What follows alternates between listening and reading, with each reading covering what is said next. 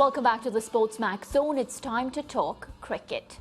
Well, after suffering a humiliating 4-0 defeat in the recently concluded Ashes series versus Australia, England bowled off their tour of the West Indies with a draw in the first test at the Sir Vivian Richards Stadium in Antigua. They set a daunting task of chasing 286 on the final day. The West Indies closed their innings on 147 for 4 thanks to an 80-run partnership from Nkrumah Bonner and Jason Holder. Captain Joe Root labelled the first test draw as a huge step forward.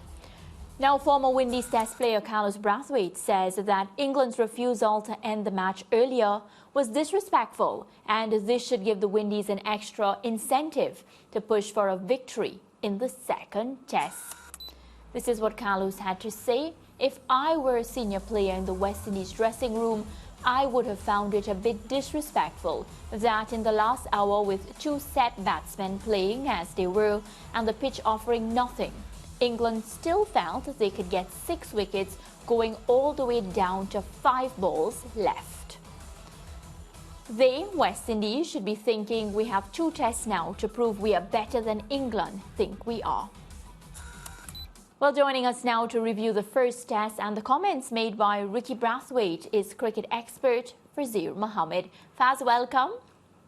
Good to be on the program once again, Mariah. Always a pleasure to have you on the SportsMax Zone. I'm going to start by just asking you to assess, the first test West Indies performance before we get to Carlos Brathwaite. I think a lot of it would have been impacted by the pitch. It was disappointing, the surface, because you really wanted to have the sort of surface that really challenged the batsmen and bowlers and provided a lot more attacking cricket. But for the West Indies to come away with a draw at 67 for 4 in mid-afternoon, they could have collapsed on that last day because England took the initiative with positive second innings batting, and credit to them for that.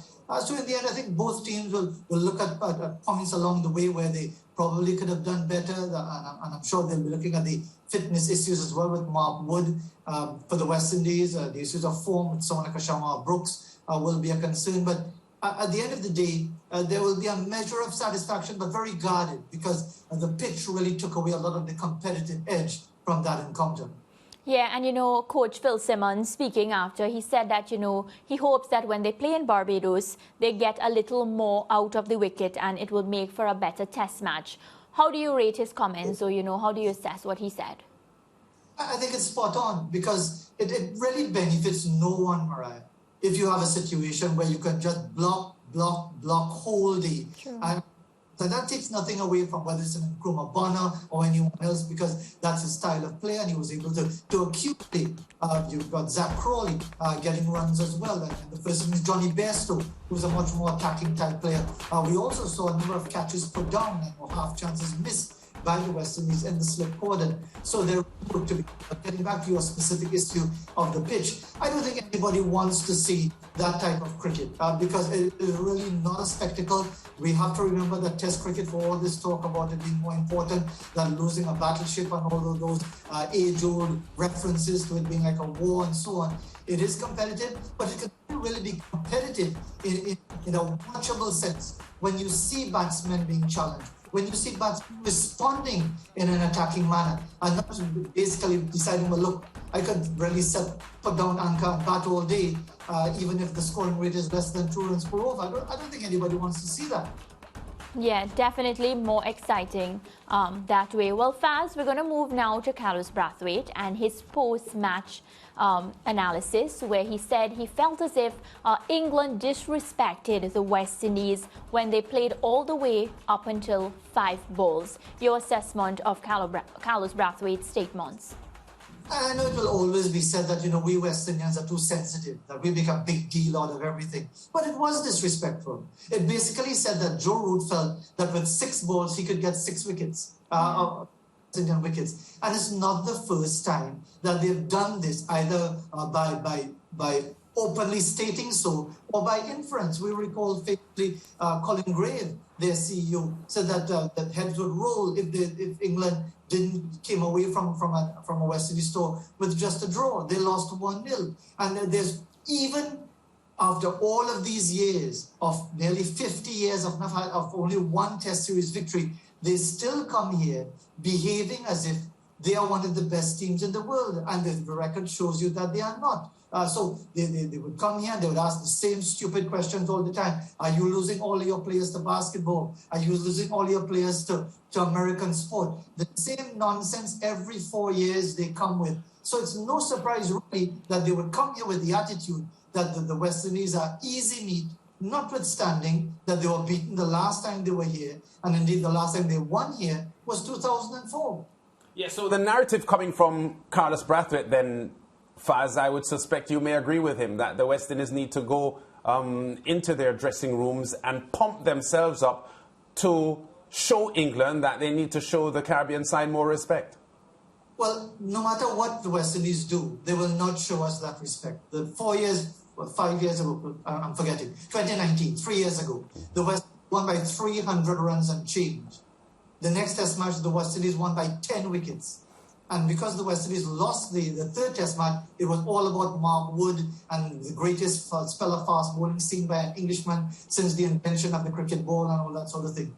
The fact of the matter is we do not have the quantum of media that presents our case, not in a biased sense, but presents it in a sense that reflects the realities. So you have to deal with all this nonsense. And I don't think the West Indies need something like that to motivate them. Playing in itself is a motivation because of that colonial history, and they've shown consistently they've been able to rise to the occasion. But more than anything else, Lance, you're playing for the West Indies, you're playing Test cricket, and if you value what that means, that is motivation enough. Whatever the English do as far as their slights and their insults and whatever else, that is just icing on the cake and should just add a few more kilometers to the fast bowlers and add a few more runs to the batsmen.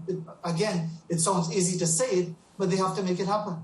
Definitely have to make it happen. Well, we're moving over now to the women's side, and just an update that, the Windies women, they have won the toss and they've elected to bat. However, due to heavy showers, there's a bit of delay, so we'll continue to keep you updated on what's happening there in New Zealand. Well, we move along now, and after suffering a 155-run defeat to India in their last match, the Windies women will now turn their attention to the top of the table and unbeaten Australia. Head coach of the Windies team, Courtney Walsh, spoke with the media ahead of the team's fixture. How things are, we play, travel, practice, play. So it's not a lot of time to sort of mope about and worry about what has gone on. We just have to be positive and look ahead. Yes, it was a very disappointing game for us, but we still have 4 more games in the competition to play in the group stages. So we have to focus on that and play one game at a time. We played the number 2 team and they outplayed us very, very well. We play the number 1 team tomorrow, and we just have to look forward to our execution, our game plan, and if we can do what we want to do and get it done. On the day, the team knows that once we play well enough on the day, we can beat any team. So, we're up for it. We're going to be coming to play good cricket tomorrow and respect the opposition as they're playing good cricket as well. Definitely accurate. Once we play proper cricket, we can win the match. Faz, the Windies women, they have won the toss and they elected to bat. We're playing Australia. Obviously, the odds favour Australia. Your prediction for this one, maybe? I think it's going to be very difficult to beat Australia. Australia on form, playing their best cricket. They're very, very hard to beat. I think they will start as favourites. But again, it really depends on the West Indies top players responding. Even in that match against India, where the West Indies were beaten so badly, they were 100 for 1 in 12 overs.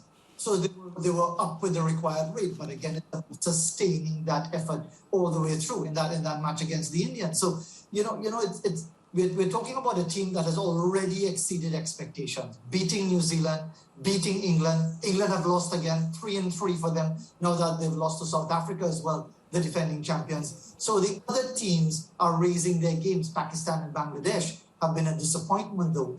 So the West Indies really, even with that loss to India, it's really about, as Courtney Walsh suggested, and I think he has that level head with his vast experience that is so very important. Just to stay focused on doing the right things, playing to the best of their ability. And if Australia happen to be better, they happen to be better. But the West Indies need to play their own games. They can't be bothered with what an Elise Perry or Alyssa Healy or whoever else is doing. They have to ensure that they play their games to the best of their ability and let the rest take care of itself. Definitely, Faz. Well, thank you so much. We don't want you to miss too much of the game, except I think the ladies are waiting for me to finish the show, then to play. But we'll talk again soon. Thanks. Sure, no problem. All right. Well, viewers, still to come on the SportsMax Zone, the Boston Celtics have retired Kevin Garnett's number 5 jersey. We find out his reaction later in the show. We also have highlights from today's La Liga encounter between leaders Real Madrid and Mallorca. But up next, our English Premier League discussion as round 29 ended a short while ago with leaders Manchester City playing away to Crystal Palace. Don't go anywhere.